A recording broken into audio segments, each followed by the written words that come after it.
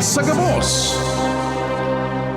Member KBP, Kapisanan ng mga Broadcaster ng Pilipinas. Ang oras po, alas 5:09. Alas 5 ng hapon, oras na para aramon ang mga maiinit na bareta kanaldaw na maruluan sa agas sa mga periodiko, radyo asin telebisyon. Erot na madadangog ngunyan sa DZGB Bareta alas 5. Mga bareta ngunyan para sa aga. Erot na tinipon sa DZGB Newsbase. DZGB Bareta alas 5. Kaiba ang field reports kan Mega Force Patrol. Hali sa iba-ibang parte kanalbay asin kabikolan. Ngunyan, uya ang sa idong tagapagbareta.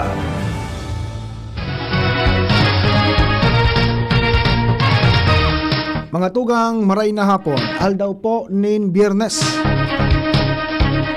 Ini po ang mga bareta ngunyan para sa aga. Mga baretang maradangog nindo o mababasa nindo sa mga dyaryo nasyonal. Alagad enot na po nindong nadangog sa radyo DZGB. Ini po ang bareta alas 5. Enot sa detalye sa lado lokal, nasa linya si Angel Mostaza. Miss Angel, maray na hapon. Kantidad 1.22 million pesos na indemnity check ang naitaukan Philippine Crop Insurance Corporation Regional Office No. 5 sa mga paraoma sa Pulangi asin Uwas Albay matapos na magkaarapektaran kan mga uminaging bagyo asin infestasyon ng mga peste asin iba pang hela na nagtama sa indang pananoma. Sigon sa PCIC Bicol, 83 na mga paraoma ang natawan kaini sa Pulangi asin 122 naman ng mga paraoma ang hali sa Uwas Albay. Kaibahan sa mga beneficiaryo ang mga para tanom nin paroy asin mga high value crops, kasabay pa ang mga naga-atama nin man iba-ibang mga hayop, kasabay pa ang livestock racers kung saan nagkaarapektaran ang sinang hanap buhay matapos ang kalamidad. Ang nasabing aktibidad ang pinanginota ni PCIC Insurance Underwriters Tyrone Malate asin Astrid Manzares katuwang an mga respektibong local government officials sa paagiman kang sa indang Municipal Agriculture Office. Ang nasabing tabang ang makakapag-asistir tanganing mas pahiwas asin magkaigwa man hanap buhay ang mga apektadong paraoma matapos na tamaan kan kalamidad asin magkaarapektaran ang sa indang sources nin pagkabuhay. Madagdag na bareta, Angel Mostaza, DZGB News. Salamat, Miss Angel.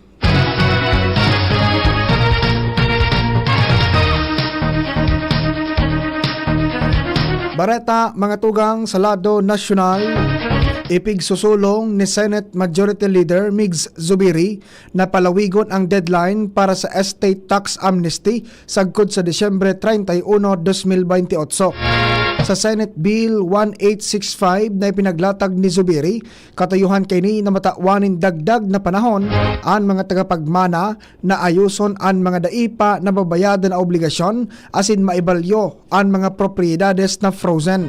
Sigun kay Zubiri, katuyuhan kan propestong ini natabangan ang mga pamilyang nadidipisilan sa pagbabayad nin estate tax. Tinakwan doon kan senador na dakol na mga kababayan ang namumundo sa pagkawara kan kapamilya na nadidipisilan na buhayon ang estate tax pag may nawalat na property para sa sainda, lalo na kung daipang kakayahan na bayadan ini. Ang estate tax iyo ang buwis na pigkolekta kan gobyerno sa pagbalyo kan mga propiedad kan sarong tawo sa iyang mga tagapagmana matapos ang pagkagadan asin presenteng regulasyon kung sa pigkakalkulo bilang 6% na net estate bago may balyo ang titulo sa pangaran kan mga tagapagmana. Dali-dali po na nag-evacuate ang mga residentes na dai kinaya ang epekto kan ashfall asin parong asupre hali sa pagtuga kan bulkan kan Laon matapos ang nairehistrong moderate explosive eruption kasuodma. Apektado ang day mababa sa 24 barangay sa man iba-ibang banwaan kan Negros Occidental, kaibahan na ang La Carlota, Bago City, Hinigaran, Pontevedra asin La Castellana. Nagkapira sa mga residentes ang nag-evacuar sa Indang Harong asin nagduman sa evacuation center sa La Carlos South 1 Elementary School na para mientras na pinagdadagusan kan mga pamilyang apektado. Sa iba pa pong detalyes kan Bareta, pinatanidan kan Philippine National Police o PNP ang mga netizens, partikular na ang mga content creators na mag-ingat sa pag-post kan mga content ninda online. Sigun kay PNP Chief General Jose Melencio Nartates Jr., ang paglakop kan mga sala na impormasyon online, iyo ang bako sa nasarong irresponsabling aktibidad kundi sarong pagsuhay sa ley. Ang nasabi ng warning kasunod kan pag-ako kan sarong vlogger may kinaraman sa pag-post nin peke na medical records ni Presidente Bongbong Marcos para sa nasa online engagement. Ang nasabing vlogger sa ngunyan, pig-iimbestigaran kan National Bureau of Investigation o kaya NBI. Napag-araman na enot lang nagtaon ng direktiba si Nartates na magkondukta ng investigasyon may kinaraman sa pagkatawo kan mga individual sa likod kan pagpapalakop kan pekeng medical bulletin kan presidente. Tinawanin doon kan Chief PNP nang nasabi ng aksyon kawaranin respeto, insensitive asin daing direktang pagsuhay sa ley.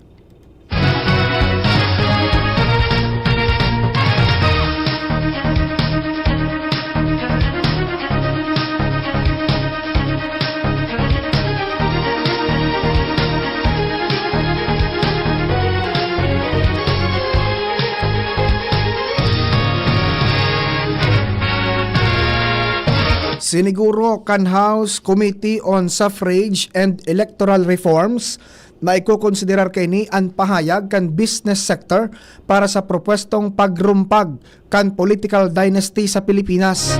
Kasimbagan ini kan chairman kan komite na si Lanao del Sur Representative Zia Alonto Adyong sa concern kan grupo nin mga negosyante sa Pilipinas na dapat genuine na may papasar o dapat genuine ang may papasar na lay na marumpag sa political dynasty. Tinawanin doon ni Adyong na 24 ang bersyon kan anti-political dynasty bill na nakasumitir sa Kamara asin puga-pugang public consultation na ang sa indang pinagigibo para makuha ang lado kan gabus na sektor kay bahan naman ang mga negosyante.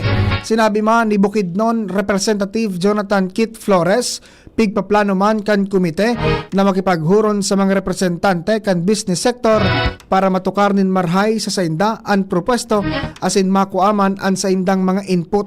May kinaraman digdi maarangkada man ngunya na aldaw ang public consultation kan komite sa parte kan Mindanao asin ini gigibuhon sa University of Science and Technology o UST Southern Philippines sa Cagayan de Oro City.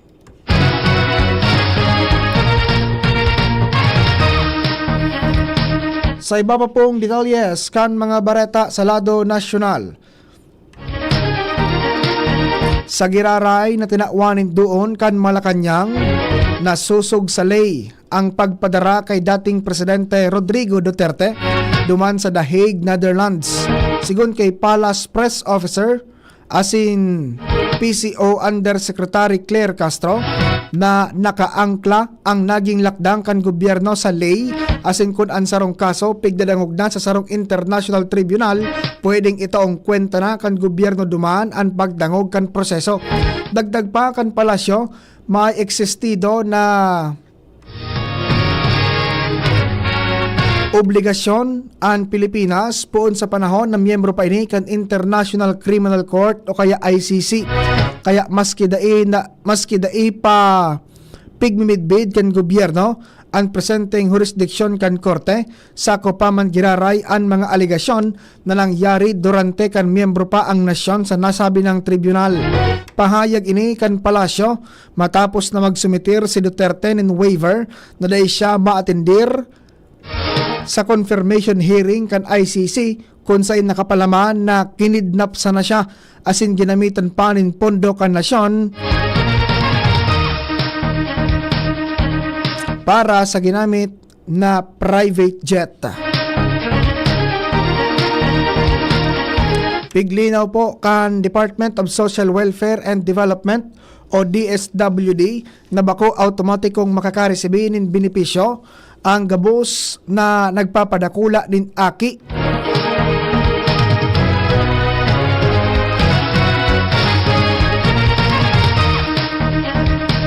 O an gawos na nagpapadakula nin aki na solo sa irarom kan Republic Act number 1161 o kaya Expanded Solo Parents Welfare Act. Sigun kay Social Welfare Officer 4 Jocelyn Vince Cruz na dapat ang aplikante ang may bilog na responsibilidad sa pag-ataman asin suporta sa aki asin daing co-parenting o regular na tabang hali sa dating agom o kaya kapamilya. Tauna napigirin nyo ang Solo Parent Identification Card asin nagsasairarom sa verifikasyon kan LGU. Sa datos kan DSWD, may sobra 260,000 na rehistradong solo parents sa nasyon, mantang 291 LGUs ang nagtataonin bulanan na subsidiya. Kaibahan sa pwedeng mitbidon na solo parents, iyo ang legal guardian, adoptive as in foster parents, as in nagkapirang kapamilya na nag-aako sa responsibilidad kan magurang. Sakop man kan lay ang dependents sagkod 22 anyos, basta daing agom, daing trabaho asin nag-aadal.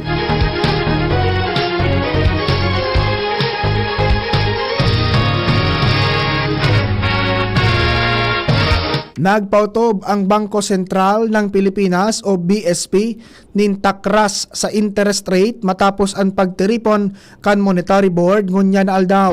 Sigun kay BSP Governor Eli Remolona Jr., ibinaba ang target reverse repurchase o RRP rate kan 24 basis points kaya nasa 4.25% na sana ini. Apwera digdi tinakrasan man ang interest rate sa overnight deposit facility na nasa 3.75% at sin sa overnight lending facility na nasa 4.75%. Gustong sabihon, lalauman ang mga hababang interes sa pagpapautang kan mga bangko para sa harong, kotse asin negosyo na maawot na buhayon ang paggastos asin pangangapital para makusog o mapakusog ang ekonomiya kan nasyon. Apisar kay ni, pigilauman ang medyo pag-itaas kan inflation sa masunod na taon dahil sa posibleng pagmahal kan nagkapirang produkto. Sa ngunyan, sinabi kan BSP na bagulbol ang pagrambong kan ekonomiya dahil sa day masyadong paggastos kan publiko asin mga negosyo.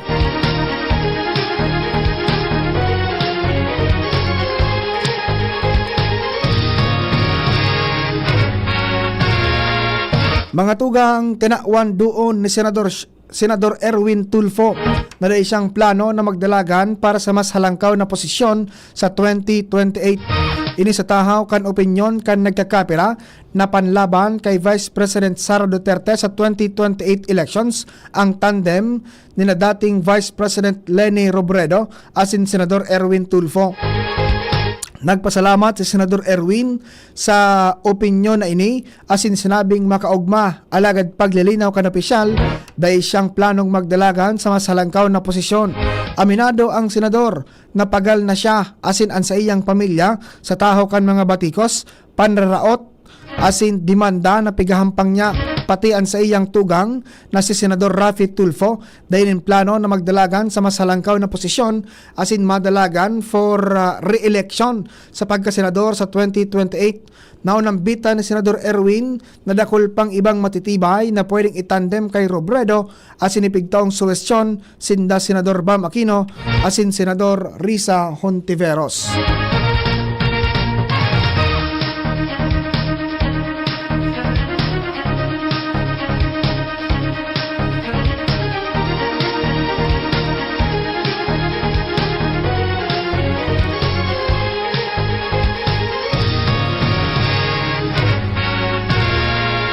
Target po kan Kamara na maisabay ang propwestong anti-political dynasty law bilang saro sa mga mayor na tarayumpo sa State of the Nation Address o kaya SONA ni Presidente Ferdinand Marcos Jr. sa maabot na Hulyo.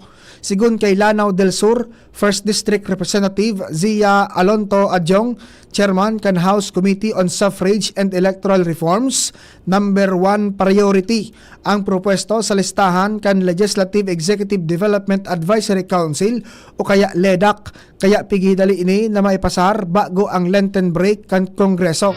Maski may provision sa 1987 Constitution laban sa political dynasties, daipang naipapasar na enabling law ang Kongreso sa nakaliis na haros 4 na dekada.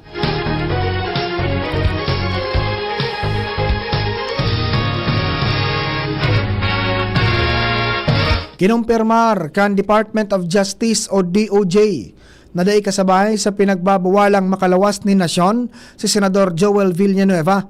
Ini sa tahaw kan pigahampang na reklamong malversation ni Villanueva na non-bailable matapos ireklamo sa DOJ kan National Bureau of Investigation may kinaraman sa maanomalyang flood control project sa Bulacan. Sigon kay DOJ spokesperson Attorney Polo Martinez, day kasabay si Villanueva sa hinagad sa korte na ibugtak sa Precautionary Hold Departure Order o kaya PHDO. Sabi ni Martinez, sa kasong plunder man sana naglatag din motion ang NBI para maghagad din PHDO laban sa mga respondent kung sa separadong kaso ini sa isinangat kontra kay Villanueva. Enot nang nagpalawas ang Manila Regional Trial Court Branch 52 nin PHDO laban kay Senador Jinggoy Estrada, dating DPWH engineer na sinda Henry Alcantara asin Gerald Opulencia. Pinagbawalan ining magluwas din nasyon na dain ng pag-aprobar kan korte para mapagulan ang posibleng pagdulag in kaso magpalawas na nin warrant of arrest. Sa panuripong detalye kan bareta sa lado nasyonal, mabukas pa nin mas dakol na senior position para sa mga paratokdo ang gobyerno. Ini ang siniguro ni Presidente Ferdinand Marcos Jr. bilang parte kan padagos na pagpapahiwas kan oportunidad para sa promosyon kan mga pampublikong paratokdo. Sigun sa Presidente, katuyuhan kan administrasyon na mas dakol na mga paratokdo ang makaangat sa ranggo sa paagi kan Career Progression Program. Sa ngunyan, nasa 16,000 na paratokdo na sa bilog na nasyon ang natawan ng promosyon sa irarom kan nasabing programa. Base man sa datos kan Department of Education, may sobra sa 40,000 na aplikasyon pa ang presenting figure review para sa posible ng promosyon.